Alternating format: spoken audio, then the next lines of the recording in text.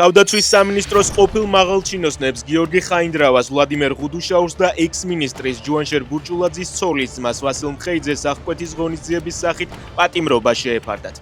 გადაწყვეტილება მოსამართლე ირაკლი ხუსკივაძემ გამოაცხადა.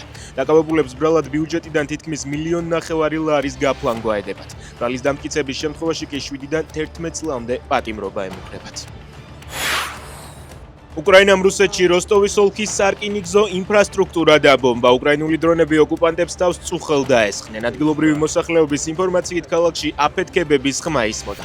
ხანძარი გაჩნდა სარკინიგზო ინფრასტრუქტურის ტერიტორიაზე და სამხედრო ბაზებში.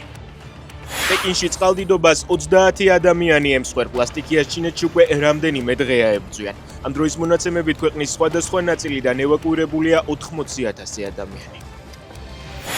აივ ინფექციის საწინააღმდეგო პრეპარატი, რომელსაც 100%-იანი შედეგი აქვს, ამერიკის შეერთებული შტატების მედიკამენტთა კონტროლის ფედერალურმა სამმართველომ მედიკამენტი ლენაკაპავირი უკვე დაამტკიცა.